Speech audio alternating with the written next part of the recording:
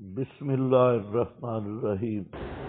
عطا امر اللہ، آ گیا امر اللہ کا، سزا کفر و شرک،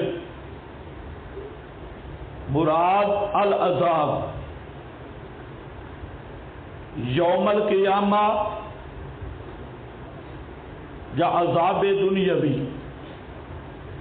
عطا کل ما ہوا آتن فہوا قریب، یا کل ما ہوا متیقن الوقوع عبر بالماضی، ہر چیز جو متیقن الوقوع ہے اس کی تعبیر بالماضی شائع ہے۔ فلا تستعجلوہ، پس نہ جلدی کرو اس سے منکرانہ طور پر۔ سبحانہ، پاک ہے وہ اللہ، وتعالی، اور بلند ہے، اما یشرکون، ان چیزوں سے کہ یہ شرک کرتے ہیں۔ ینزل، اتارتا ہے فرشتوں کو، بالروح، ساتھ روح کے، مراد روح سے مسئلہ توحید، یا وہی جمیع انبیاء دعوت الی التوحید ہے، جمیع انبیاء کی دعوت الی التوحید ہے۔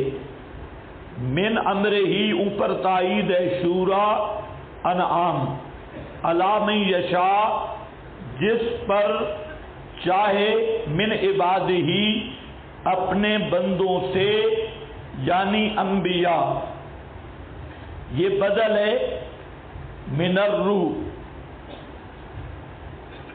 بالروح، من امر ہی، بے امر ہی، اپنے امر کے ساتھ، انذرو، یہ روح ان یا مفسر بناؤ یا انذرو بدل بناؤ روح سے، اور وہ روح کیا ہے؟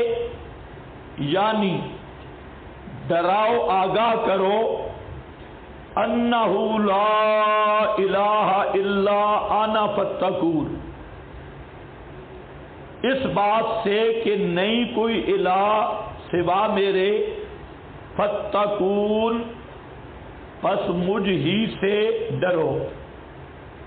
یہاں ایک تھوڑی سی بات سمجھے، بالروح یہ کیا ہے؟ اہل تشیع کے نزدیک یہ روح ایک مخلوق ہے اور ایک خاص فرشتہ ہے، اور یہ کہتی ہیں یہ وہ فرشتہ ہے جو بعد وفات النبی حضرت فاطمہ کے پاس آتا اور حضرت فاطمہ سے گپ شپ لگاتا، حضرت علی وہ لکھتے رہتے، اور وہ ایک صحیفہ تیار ہو گیا، اور وہ جو صحیفہ ہے وہ 70 گز کا ہے، اونٹ کی ران جتنا موٹا ہے، اور وہ اس روح نے لکھوایا۔ یہ روح خاص فرشتہ ہے، جبریل سے بھی ہٹ کر۔ تو اس لیے یاد رکھنا، یہاں روح سے مراد قرآن ہے، کوئی الگ فرشتہ نہیں، یا روح سے مراد جبریل، جبریل فرشتہ کو روح کہا گیا، یہ کوئی الگ مخلوق نہیں جو اہل تشیع نے ایک الگ مخلوق تجویز کی۔ آپ کے پاس لکھا ہے قال الربی هو القرآن، روح سے مراد قرآن یا مسئلہ توحید، یہ پہلے بھی آ چکا ہے۔ وعن ابن عباس ان الروح خلق من خلق اللہ، ابن عباس، یہ آپ کے سنیوں میں بھی شیعہ کا ٹیکہ آ چکا ہے۔ ابن عباس کہتے ہیں کہ روح ایک مخلوق ہے اللہ کی مخلوق میں سے، کا صور ابن آدم، وہ آدمی کی شکل کا، لا ينزل من السماء ملک الا ومعه واحد، وہ روح بھی ہر فرشتے کے ساتھ ایک ہوتا ہے۔ یہ آیا ھذا قول ضعیف لم یأت بہ سند، یہ خیال کرو اس سے پھر صوفیوں نے لے لیا۔ اصل میں یہ مسئلہ کس کا ہے؟ اہل تشیع کا، اور اہل تشیع کا یہ زہر کا بھرا ہوا ٹیکا اہل سنت کی تفسیروں میں گھس آیا، اس لیے ہمیں یہ وضاحت کرنی پڑ گئی کہ یہ ضعیف بات ہے، اس کی کوئی سند نہیں۔ البحر المحیط المحرر الوجیز، یہ قرآن پڑھنے پڑھانے کا مقصد صحیح اور غلط میں امتیاز ہے، اور اسی میں احیاء السنہ ہے کہ جتنی غلط باتیں ان کی تردید آنی چاہیے جو ہماری کتابوں میں آ چکی ہیں، اور جو حق بات ہے اس کو کھولنا چاہیے۔ بالوحی بالروح بالوحی اور بالقرآن لکل منہما یقوم فی الدین مقام الروح، قرآن ہو یا وحی دونوں کا مقام ہے روح والا فی الجسد، یہ دلوں کو زندہ، مردہ دلوں کو زندہ کرتا ہے جو مردہ ہیں جہل کے ساتھ۔ مدارک آگے دوسرا والا ہے بالوحی الذی من جملتہ القرآن، جس کے ایک فرد قرآن ہے، یا جو قائم مقام دین میں مقام روح فی الجسد۔ آگے ان انذروا ان عالم الناس انہ لا الہ الا انا، دیکھ لو وہی تمام انبیاء پر ایک ہی آئی، ان انذروا انہ لا الہ الا انا فاتقون، کہ لوگوں کو بتا دو کہ میرے سوا الہ کوئی نہیں، مسئلہ الہ، فاتقون پس ڈرو مجھ سے، یعنی شرک نہ کرو۔ خلق السماوات والارض، خلقت آفاقی، پیدا کیا آسمانوں کو، والارض اور زمین کو، بالحق لإظہار الحق، تعالی اما یشرکون، بلند ہے ان چیزوں سے کہ یہ شرک کر رہے ہیں۔ هو المستقل بالخلق وحدہ لا شریک لہ، جب خالق میں اکیلا ہے تو عبادت میں بھی اکیلا ہے۔ جب خبوئی استدلال جو ہم کرتے ہیں ابن کثیر نے کیا، هو المستقل بالخلق وحدہ لا شریک لہ فلہذا یستحق ان یعبد وحدہ لا شریک لہ، جب خالق اکیلا تو دعا پکار کے لائق بھی اکیلا۔ یہ ہے ہمارا طرز استدلال جو حافظ نے کیا۔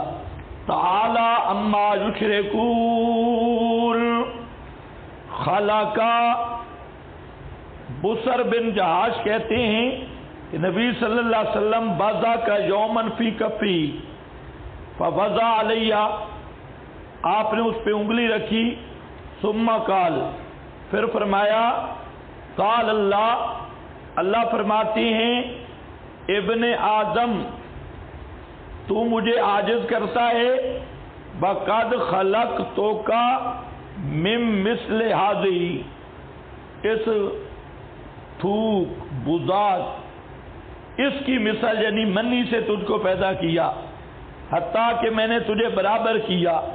عدلتک مشیت بین بردین للارض منک بعید جماتا و مناتا، حتیٰ کہ جب تو پہنچ گیا تراکی، قلتا اتصدق و انی اوان الصدقہ۔ خلق الانسان، انسان کو پیدا کیا، خلقت انفسی جسمانی، من نطفت منی کے خلاصہ سے نطفہ، منی کا خلاصہ، منی سے نہیں نطفہ کہتے ہیں، خلاصۃ المنی، منی کے خلاصہ سے فَإِذَا هُوَ خَصِيمٌ مُبِينٌ زجر، اپنی خلقت بھی دیکھ، گندے پانی کے قطرے سے پیدا ہوا اور اپنے نخرے بھی دیکھ۔ بات کس میں کرتا ہے؟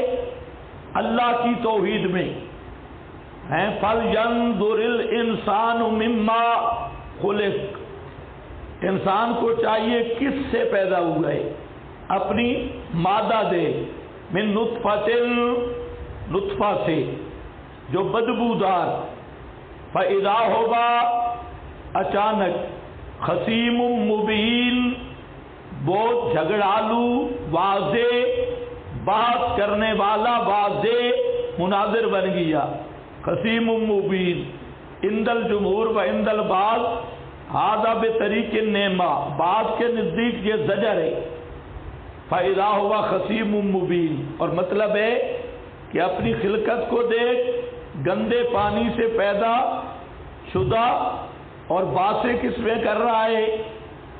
اللہ کی توحید میں جھگڑتا ہے، اپنی اصل ہی بھول گیا، اور دوسرا یہ اللہ کی قدرت ہے اور نعمت ہے کہ پانی کا بے جان نطفہ، بدبودار نطفہ، اور اس سے جاندار انسان، اور انسان بھی ایسا جو بات مباحثے میں بڑا تیز انسان، صاف بات کرنے والا، اس کو پیدا کیا۔ یہ ہے اللہ تعالیٰ کی شان، قدرت اور اللہ کا بندے پر انعام۔ فَإِذَا هُوَ خَصِيمٌ مُبِينٌ مِّن تِيكٌ مُجَادِلٌ عَن نَفْسِهِ مُكَافِحٌ لِلْخُصُومِ، اپنے حق میں اور خصوم کے بات کو رد کرنے والا، نزلت، یہ نازل ابی بن خلف کے بارے میں، بلفظ الآیت عام، لیکن آیت عام ہے اگرچہ مورد خاص ہے۔ آیت عام آگے فرقان 54، 55، یاسین 70، 79 وغیرہ یہ تائیدات ہیں۔ تو یہ بھی ایسا نہ کہنا کہ خلق الانسان میں نطفہ، کافروں والی ایسے فٹ کر رہا ہے، تم بھی نطفے سے پیدا ہوئے ہو۔ فَإِذَا هُوَ خَصِيمٌ مُبِينٌ وَالْأَنْعَامَ، اور خلقت حیوانات، اور پیدا کیا انعام کو، خلقہا، پیدا کیا ان کو، لکم، واسطے تمہارے نفع کے، فیہا دفء، ان میں گرمی ہے، ان کی اون وغیرہ سے گرمی حاصل کرتے ہو، وہ منافع، اور دیگر منافع، گرمی کے اسباب یعنی کمبل پوستین اور دیگر دودھ سواری، وَمِنْهَا تَأْكُلُونَ، اور بعض جانور ان کو تم کھاتے ہو،